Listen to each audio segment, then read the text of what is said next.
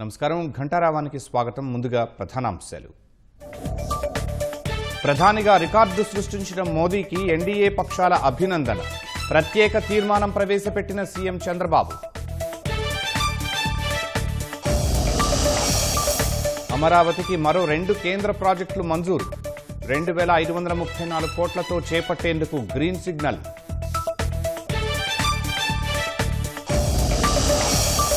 కేంద్రం నిర్ణయంతో పౌరులకు మెరుగైన సేవలు. రాజధాని అభివృద్ధిలో 2 ప్రాజెక్టులు మైలురాయిగా నిలుస్తాయన్న సీఎం. ఉత్తరాది దక్షిణాది అనే భావన సరికాదన్న పవన్. విభజన వాదం దేశానికి మంచిది కాదని వ్యాఖ్య.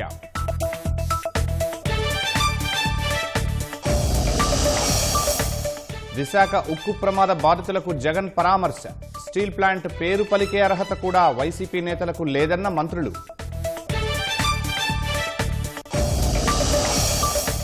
దివికేగిన దిగ్గజ దర్శకుడు భారతీ రాజా. సినీ జగత్తుకు తీరని లోటన్న ప్రముఖులు.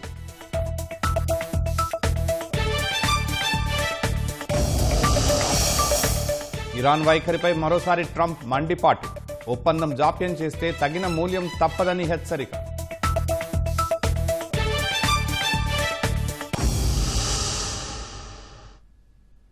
ఢిల్లీలో ఎన్డీఏ భాగస్వామ్య పక్షాల సమావేశం కొనసాగుతోంది. మోదీ నేతృత్వంలోని ఎన్డీఏ ప్రభుత్వం 12 ఏళ్లు పూర్తి చేసుకున్న సందర్భంగా ఈ సమావేశం నిర్వహిస్తున్నారు. ఈ సందర్భంగా ప్రధాని మోదీని భాగస్వామ్య పక్షాల నేతలు ఘనంగా సన్మానించారు. ఈ సమావేశంలో వికసిత్ భారత్ లక్ష్యాలు, భవిష్యత్ కార్యాచరణపై ప్రధాని మోదీ దిశానిర్దేశం చేయనున్నారు. కేంద్రంలో నరేంద్ర మోదీ నేతృత్వంలోని ఎన్డీఏ ప్రభుత్వం 12 ఏళ్లు పూర్తి చేసుకున్న సందర్భంగా ఢిల్లీలో భాగస్వామ్య పక్షాల కీలక సమావేశం కొనసాగుతోంది.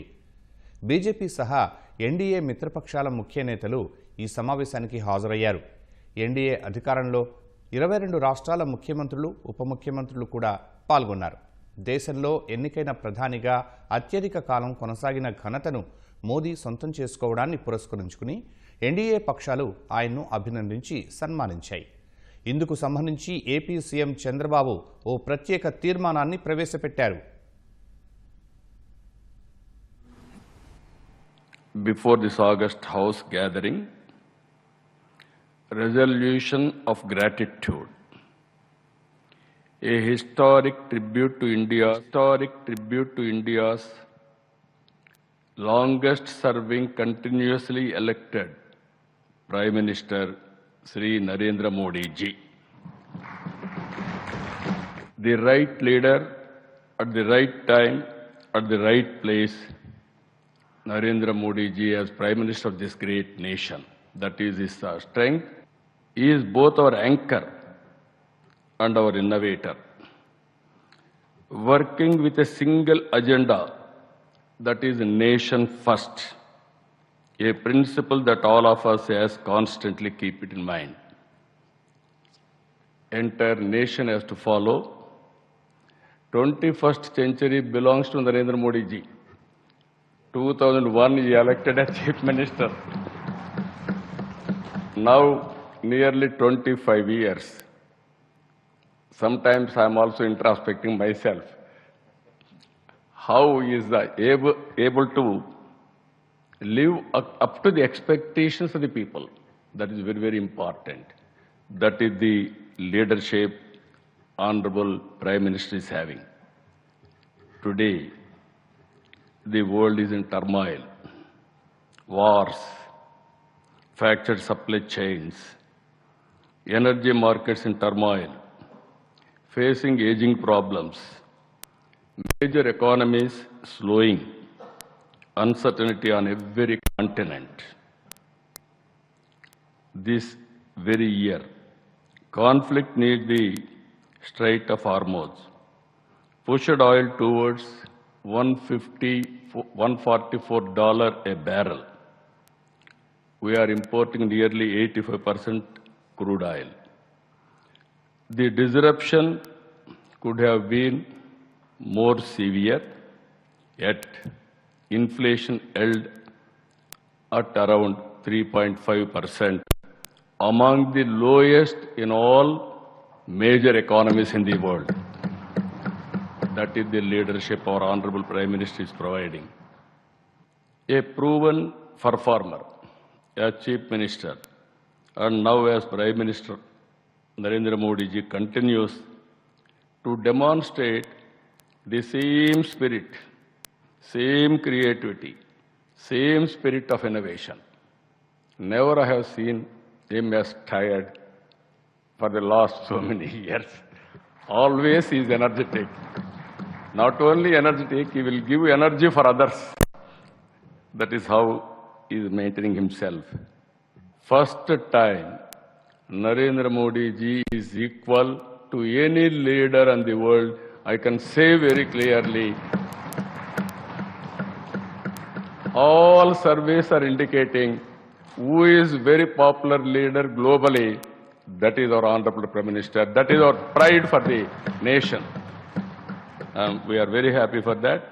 Sir, really, that is wherever you go, Indians and India is well respected because of you, sir.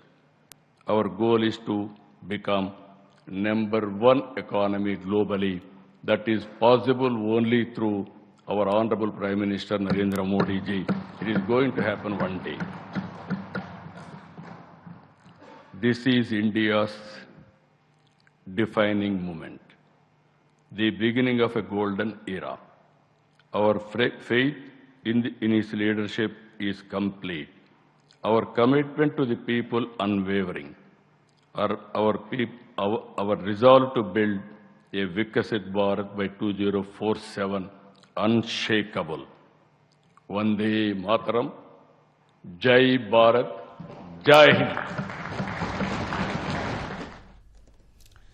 సమావేశంలో విరామం సందర్భంగా ఎన్డీఏ సభ్యులకు ప్రధాని మోదీ పశ్చిమ బెంగాల్కు చెందిన వంటకం జాల్ముడిని రుచి చూపించారు. పశ్చిమ బెంగాల్ ముఖ్యమంత్రి సువేందు అధికారి స్వయంగా ప్రధాని మోదీకి జల్ముడిని అందించారు.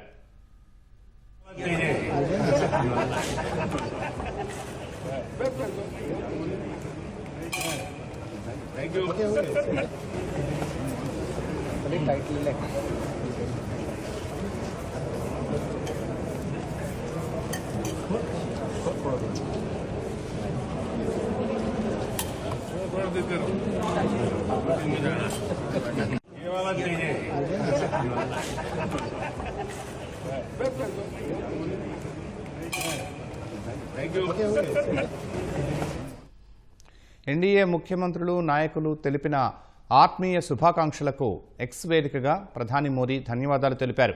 జాతీయ ప్రయోజనాలు, ప్రాంతీయ ఆకాంక్షలను ముందుకు తీసుకువెళ్లాలనే ఉమ్మడి సంకల్పంతోనే ఎన్డీఏ ప్రయాణం సాగిందని తెలిపారు.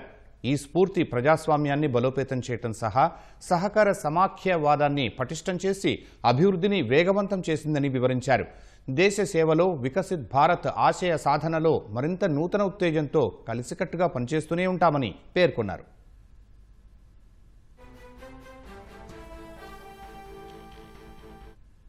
భాగస్వామ్య పక్ష సమావేశంలో ప్రధానంగా 2047 నాటికి వికసిత్ భారత్ కల సాకారం చేసే దిశగా వేగంగా అడుగులు వేయడంపై చర్చించనున్నారు. Is of living, is of doing business వంటి అంశాలతో పాటు అభివృద్ధి కార్యక్రమాల్లో కేంద్ర రాష్ట్రాల మధ్య సమన్వయంపై రోడ్ మ్యాప్ను ఖరారు చేయనున్నారు. విభజనవాదం దేశానికి మంచిది కాదని జనసేన అధినేత పవన్ కళ్యాణ్ అన్నారు. ఉత్తరాది దక్షిణాది అనే భావనలు ఎంతో ప్రమాదకరమని ఏఎన్ఐ వార్తా సంస్థకు ఇచ్చిన ముఖాముఖిలో స్పష్టం చేశారు. ఎక్కడైనా సమస్యలుంటే వాటిపై మాట్లాడే అధికారం అందరికీ ఉంటుందన్నారు. హైదరాబాద్కు తాను రాకూడదని కొందరు నేతలు అంటున్నారన్న పవన్, అలా అయితే రాహుల్కు దక్షిణాదితో సంబంధం లేదని చెప్పాల్సి వస్తుందన్నారు. యువకుడిగా ఉన్నప్పుడు నక్సలైట్గా మారాలని అనుకున్నానన్న జనసేన అధినేత సోదరుడు చిరంజీవి తనను నిర్మాణాత్మకమైన మార్గం వైపు నడిపించినట్లు చెప్పారు. రాజకీయాలు మారాలని, ప్రాంతీయ వివక్ష, విధ్వంసకర ధోరణి ఉండకూడదని దేశంలోని యువత కోరుకుంటుందన్నారు. చెప్పే మాటల్లో అర్థం, హేతుబద్ధత ఉండే నాయకులే యువతకు కావాలన్నారు. Interested in contesting from Telangana. I am committed to growth of Telangana through my leaders and cadre. So I want to contribute, and people are, and it is my fundamental right to my cadre is that it's not something I'm trying to do something which is non-existent. When it is there, I think when they're asking me, requesting me, I think I should give that. And very simple thing is, it is a formation day of Telangana, and they didn't let it happen for the reasons unknown. I think that was the triggering point. It is because of my leaders and cadre were very, very upset. And I said, if you don't speak for now, then when are you going to speak? And I said, you should speak on our behalf. And they put a lot of pressure on me, and they felt insulted. I gave it to someone. I see, you know what's happening since 1.5 years. Imagine from 2014 to 2024, I think till that time, I haven't seen much, that kind of rhetoric, that separatist rhetoric. But suddenly, post-Congress came, very strangely, being a national party. Actually, the TRS was being a regional party turned into BRS. And actually, they're the ones who are supposed to say it, and still it is okay, we can understand. But BRS or DRS, which is called BRS now, they never said it in the last 10 years. But strangely, a national party like Congress, they have initiated this regional bias. That's quite strange to me. And okay, it's not about, forget about me launching, me going. And their leaders continuously, certain fringe element, they keep on saying you can't step into Hyderabad. You forget about me contesting. In my own country, in my motherland, no one has a right to tell me whether I should come there or not.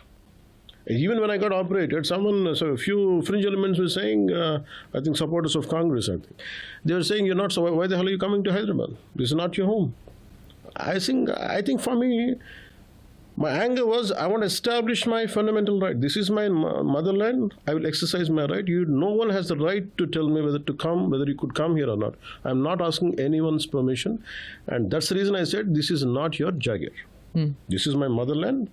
And to the people, with quotes I'm saying, it is only conveyed to the people who said, I won't let you in.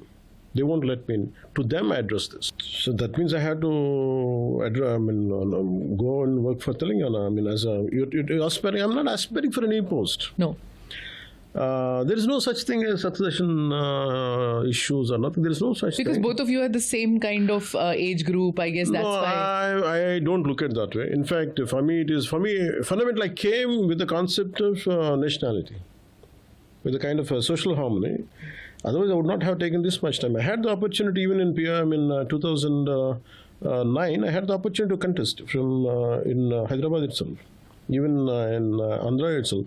Then we were a unified state. I was never against bifurcation. I am only against the way bifurcation has been done. And even now, around 40,000 crores, I think, if I am right, around 40,000 crores of physical assets are still there of AP. Still that not has been resolved. In a haphazard manner, Congress has done the bifurcation. See, splitting a state, even imagine if two brothers of Reliance family, how much, we all know that how much it had gone through. Even right now, if you go to Kolkata, the Birla issues and any family issues, how much struggle, even for a simple family issue, family property. Can you imagine how many stakeholders, crores of stakeholders are there from both sides? Congress being a national party, they could have handled it more efficiently. They could have prepared people. What each state is going to be lost. I think that part hasn't been done properly. I think my anger is more diverted on that, directed to. అమరావతిలో 2 కీలక ప్రాజెక్టులు కేంద్ర cabinet ఆమోదం తెలిపింది. రాజధానిలో కేంద్ర ప్రభుత్వ కార్యాలయాల సముదాయం, అలాగే కేంద్ర ఉద్యోగుల నివాస సముదాయాల నిర్మాణానికి కేబినెట్ పచ్చజెండా ఊపింది. ఏకంగా 2,534 కోట్ల రూపాయలతో వీటి నిర్మాణానికి గ్రీన్ సిగ్నల్ ఇచ్చింది. రాజధాని అమరావతిని గ్లోబల్ సిటీగా తీర్చిదిద్దే క్రమంలో కేంద్రం కీలక నిర్ణయం తీసుకుంది. 2534 కోట్లతో అమరావతిలో కేంద్ర ప్రభుత్వ కార్యాలయ సముదాయానికి ఆమోదం తెలిపింది. 1299 కోట్లు కేంద్ర ప్రభుత్వ ఆఫీసుల కోసం, 1234 కోట్లు కేంద్ర ప్రభుత్వ ఉద్యోగుల నివాస సముదాయాల కోసం నిధులు కేటాయిస్తూ నిర్ణయం తీసుకుంది. కేంద్ర ప్రభుత్వ కార్యాలయాలన్నీ ఒకే చోట కొలువు తీరనున్నాయి. అలాగే అమరావతి కేంద్రంగా పనిచేసే కేంద్ర ప్రభుత్వ ఉద్యోగుల కోసం మల్టీ స్టోర్డ్ निवास समुदायालु ఉంటాయి. अमरावती नया शहर बन रहा है तो नए शहर में कई सारे जो सेंट्रल गवर्नमेंट के ऑफिसेज हैं इनको एक सिंगल कॉम्प्लेक्स में शिफ्ट किया जाएगा. बिखरे से ऑफिसेज से काम करने में तकलीफ होती है, इंटीग्रेशन होने से कोऑर्डिनेशन प्रॉपर हो पाता है. तो central government office complex Amravati में बनेगा. 2 प्रोजेक्ट्स हैं, एक तो रेजिडेंशियल कॉम्प्लेक्स है और एक ऑफिस कॉम्प्लेक्स है. ऑफिस के बाद में मैं आता हूँ रेजिडेंशियल कॉम्प्लेक्स में अमरावती का. ये भी सेंट्रल गवर्नमेंट के जो एम्प्लॉयज पूरे प्रदेश में फैले हुए हैं उनको एक जगह कंसोलिडेटेड वे में बनाने के लिए आज ये फैसला किया गया. इसके लिए करीब 17 एकर्स की लैंड राज्य सरकार ने दी है और 1500 रेजिडेंशियल क्वार्टर्स इसके लिए बनेंगे. కేంద్ర పట్టణాభివృద్ధి శాఖ సిబిడబ్ల్యూడి అధికారులతో ఎప్పటికప్పుడు సంప్రదింపులు జరుపుతూ ఈ ప్రాజెక్టు కేబినెట్ ఆమోదం పొందే వరకు పట్టు విడవకుండా కృషి చేశామని కేంద్ర మంత్రి పెమ్మసాని చంద్రశేఖర్ తెలిపారు. కేంద్ర ప్రభుత్వ కార్యాలయాల సముదాయం కోసం సిఆర్డీఏ 22.53 ఎకరాలు కేటాయించిందన్నారు. అంటే ఇందులో 2 ఉన్నాయి. ఒకటి ఆఫీస్ వచ్చి 2 టవర్స్ 1300 దాదాపు 1300 కోట్ల రూపాయలు, 23 లక్షల స్క్వేర్ ఫీట్, 5 ఎకరాల్లో. ఇది కంప్లీట్ అయిన తర్వాత అప్ టు 8000 పీపుల్ని ఇది అకామిడేట్ చేయగలదు ఆఫీస్ స్పేస్. అదేవిధంగా 1800 కార్ పార్కింగ్ వచ్చేటువంటి పరిస్థితి. రెండోది తీసుకుంటే రెసిడెన్షియల్ కాంప్లెక్స్ 1234 కోట్ల రూపాయలు, 11 టవర్స్, ఇవి 31 లక్షల స్క్వేర్ ఫీటు, అంటే దాదాపు 1500 type 2 type 6 residential quarters basement పార్కింగ్తో ఉండే విధంగా అధునాతనంగా మీరు చూస్తే ఈ డిపిఆర్లు ఇవన్నీ కూడా మేము దగ్గర కూర్చొని డిజైన్స్ ఇవన్నీ చేపించాం. సో ఈ డిజైన్స్ కూడా చాలా అద్భుతంగా మోడర్న్గా ఉన్నాయి. అయితే ఇది 2 సంవత్సరాలు పట్టింది మాకు. అనేక మంది అధికారులు, సిఆర్డీఏ అధికారులకి వీటన్నిటిని ఫాలో అప్ చేసినందుకు వారందరికీ గుంటూరు ప్రాంత ప్రజల తరఫున అమరావతి ప్రాంత ఎంపీగా నేను ధన్యవాదాలు తెలుపుతా ఉన్నాను. అమరావతిలో central government general pool office accommodation CGGPOA ప్రాజెక్టుకు ఆమోదం తెలిపిన కేంద్ర కేబినెట్కు సీఎం చంద్రబాబు హృదయపూర్వక కృతజ్ఞతలు తెలిపారు. ఏపీలో కేంద్ర ప్రభుత్వ సంస్థల ఉనికిని బలోపేతం చేయడానికి వివిధ శాఖల మధ్య సమన్వయాన్ని మెరుగుపరిచి పౌరులకు మరింత సమర్థవంతంగా సేవలను అందించడానికి ఈ కీలక నిర్ణయం ఎంతగానో దోహదపడుతుందన్నారు. అమరావతి రాజధాని అభివృద్ధికి, భవిష్యత్తు వృద్ధికి అవసరమైన పరిపాలన మౌలిక సదుపాయాలను కల్పించడంలో ఈ ప్రాజెక్టు ఒక ప్రధాన మైలురాయిగా నిలుస్తుందన్నారు. కేంద్ర ప్రభుత్వ కార్యాలయాలు అన్నింటినీ ఒకే చోటికి తేవడం ద్వారా పాలన సులభతరం అవుతుందని అభిప్రాయపడ్డారు. రాష్ట్ర దీర్ఘకాలిక అభివృద్ధి ఆకాంక్షలకు గణనీయమైన సహకారాన్ని ఇది అందిస్తుందన్నారు. ఆధునిక పర్యావరణహిత కేంద్ర ప్రభుత్వ భవనాల నిర్మాణానికి లభించిన ఈ ఆమోదం అమరావతి అభివృద్ధిలో మరొక ముఖ్యమైన ఘట్టమని తెలిపారు. రాష్ట్రంలో ప్రపంచ స్థాయి పబ్లిక్ ఇన్ఫ్రాస్ట్రక్చర్ను నిర్మించడంలో కేంద్రం అందిస్తున్న నిరంతర మద్దతుకు ఈ ప్రాజెక్టు నిదర్శనమని కొనియాడారు. విశాఖ స్టీల్ ప్లాంట్ ప్రమాదంలో చనిపోయిన వారి కుటుంబాలను వైసీపీ అధ్యక్షుడు జగన్ పరామర్శించారు. తీవ్రంగా గాయపడి 7 హిల్స్ ఆసుపత్రిలో చికిత్స పొందుతున్న వారిని ఓదార్చారు. ఉక్కు పరిశ్రమ ప్రైవేటీకరణ ఆపేందుకు తాము అధికారంలో ఉండగా ప్రయత్నించినట్లు చెప్పారు. కేంద్రానికి లేఖలు రాశామని, అసెంబ్లీలో తీర్మానం చేశామని జగన్ చెప్పారు. అయితే బాధితుల పరామర్శ సందర్భంగా వైసీపీ వ్యవహరించిన తీరు తీవ్ర విమర్శలకు కారణమైంది. ఆసుపత్రిలో ఉన్నామనే విషయం మరచిపోయి వైసీపీ నాయకులు, కార్యకర్తలు భారీ ఎత్తున గుమికూడారు. ఈలలు, కేకలతో రచ్చ చేశారు.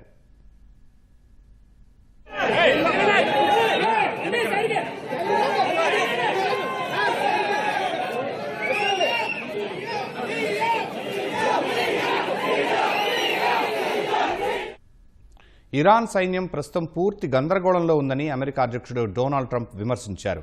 ట్రూత్ సోషల్ వేదికగా ఇరాన్ తీరుపై తీవ్ర స్థాయిలో విరుచుకుపడిన ట్రంప్ శాంతి ఒప్పందాన్ని ఇరాన్ చాలా ఆలస్యం చేసిందని మండిపడ్డారు. అందుకు ఇప్పుడు టెహ్రాన్ భారీ మూల్యం చెల్లించుకోక తప్పదని హెచ్చరించారు. ఇరాన్ నౌక, వైమానిక దళాలు ఇప్పుడు ఉనికిలోనే లేవన్నారు. అవి ఓటమి చవిచూశాయని ఆయన వెల్లడించారు. ఇరాన్ కేవలం మాటలకే పరిమితమైందని, చేతల్లో ఏమీ లేదని ట్రంప్ ఎద్దేవా చేశారు. మధ్యప్రాచ్యాన్ని భయపెట్టిన రౌడీ సామ్రాజ్యం కథ ముగిసిందని తన పోస్టులో ట్రంప్ వ్యాఖ్యానించారు. వారికి ఎంతో మేలు చేకూర్చే ఒక మంచి ఒప్పందాన్ని కుదుర్చుకోవడంలో ఇరాన్ కాలయాపన చేసిందన్నారు. ఆ సమయం ఇప్పుడు దాటిపోయిందని స్పష్టం చేశారు. శాంతి ఒప్పందంలో నిర్లక్ష్య వైఖరికి గాను ఇరాన్ ఇప్పుడు తగిన శాస్తి అనుభవించక తప్పదని డొనాల్డ్ ట్రంప్ హెచ్చరించారు. భారతీయ సినీ రంగంపై చెరగని ముద్ర వేసిన ప్రముఖ దర్శక దిగ్గజం భారతీరాజా చెన్నైలో కన్నుమూశారు. 84 ఏళ్ల వయసులో వయోభార అనారోగ్యంతో తుదిశ్వాస విడిచారు. దర్శకుడు భారతీరాజా మృతి పట్ల సినీ రాజకీయ ప్రముఖులు విచారం వ్యక్తం చేశారు. సినీ రంగానికి తీరని లోటుగా అభివర్ణించారు. అలనాటి ప్రముఖ దర్శకుడు భారతీరాజా చెన్నైలో కన్నుమూశారు. 84 ఏళ్ల వయసున్న ఆయన కొన్నాళ్లుగా వృద్ధాప్య సంబంధిత అనారోగ్యం, శ్వాసకోశ సమస్యలతో ఇబ్బంది పడుతున్నారు. తన నివాసంలోనే ఆయన తుది శ్వాస విడిచారు. గ్రామీణ నేపథ్యంగా ఆయన తీసే సినిమాలు ఆబాల గోపాలాన్ని అలరించాయి. చాలా సినిమాల్లో క్యారెక్టర్ ఆర్టిస్టుగా నటించి మరిచిపోలేని పాత్రలకు న్యాయం చేశారు. ఇటీవల మోహన్ లాల్ నటించిన తుడురం సినిమాలో భారతీరాజా చివరిసారిగా వెండితెరపై కనిపించారు. దివికేగిన దిగ్గజ దర్శకుడు మృతి పట్ల సినీ రాజకీయ ప్రముఖులు విచారం వ్యక్తం చేశారు. ఎన్నో సూపర్ హిట్ చిత్రాలు రూపొందించిన ఆయన మృతి పరిశ్రమకు తీరని లోటు అంటూ ప్రముఖులు సంతాపం తెలిపారు. తమిళనాడు గవర్నర్, సీఎం, మంత్రులు, వివిధ పార్టీల నాయకులు, తమిళ సినీ పరిశ్రమకు చెందిన ప్రముఖులు భారతీరాజాకు నివాళులర్పించారు. తమిళనాడు ముఖ్యమంత్రి విజయ్ భారతీరాజా భౌతిక కాయానికి నివాళులర్పించారు. మాజీ సీఎం స్టాలిన్ పుష్పాంజలి ఘటించారు. ఇళయరాజా, సీనియర్ నటి రాధిక తదితరులు భారతీరాజాతో తమకు ఉన్న అనుబంధాన్ని గుర్తు చేసుకున్నారు. భారతీరాజా మరణం బాధాకరమని తెలుగు రాష్ట్రాల ముఖ్యమంత్రులు అన్నారు. తెలుగు, తమిళ చిత్ర పరిశ్రమలకు ఆయన చిరస్మరణీయ చిత్రాలు అందించారని చంద్రబాబు తెలిపారు. ఆయన ఆత్మకు శాంతి చేకూరాలని ప్రార్థిస్తూ కుటుంబ సభ్యులకు ప్రగాఢ సానుభూతి తెలిపారు. భారతీరాజా 4 దశాబ్దాల పాటు చలనచిత్ర రంగంలో తనదైన ముద్ర వేశారని రేవంత్ రెడ్డి అన్నారు. వైవిధ్యభరితమైన సందేశాత్మక చిత్రాలను వివిధ భాషల్లో తెరకెక్కించారని కొనియాడారు. భారతీరాజా మృతికి డిప్యూటీ సీఎం పవన్ కళ్యాణ్ సంతాపం తెలిపారు. అన్నయ్య చిరంజీవితో ఆరాధన చిత్రం రూపొందించారని, అందులోని అరే ఏమైంది అనే పాట ఎంతో ప్రాచుర్యం పొందిందన్నారు. సున్నితమైన ప్రేమ, సెంటిమెంట్ కథలే కాకుండా ఎర్ర గులాబీలు, టిక్ టిక్ టిక్ లాంటి థ్రిల్లర్స్తోనూ ప్రేక్షకులను మెప్పించారని కొనియాడారు. భారతీరాజా మృతి పట్ల దిగ్భ్రాంతి వ్యక్తం చేసిన చిరంజీవి ఆయన అద్భుత చిత్రాలు ఎప్పటికీ సజీవంగా ఉంటాయని పేర్కొన్నారు. సహజంగా ఎక్కడా రాజీ పడకుండా సినిమా కథను చెప్పే విషయంలో ఒక విప్లవం సృష్టించిన మార్గదర్శి భారతీరాజా అంటూ ఎస్ఎస్ రాజమౌళి నివాళి అర్పించారు. దర్శకులు కె రాఘవేంద్రరావు, నిర్మాత కాట్రగడ్డ ప్రసాద్, సినీ నటులు అలీ, ముచ్చెర్ల అరుణ తదితరులు భారతీరాజా మృతి పట్ల దిగ్భ్రాంతి వ్యక్తం చేశారు. తుడురం చిత్రంలో ఆయనతో స్క్రీన్ పంచుకోవడం ఎప్పటికీ పదిలపరుచుకునే గౌరవమని మోహన్ లాల్ గుర్తు చేసుకున్నారు. భారతీరాజా దార్శనికత, కథ చెప్పే విధానంతో పాటు భారతీయ సినిమాకు ఆయన చేసిన సేవలు ఎప్పటికీ నిలిచిపోతాయని అల్లు అర్జున్ పేర్కొన్నారు.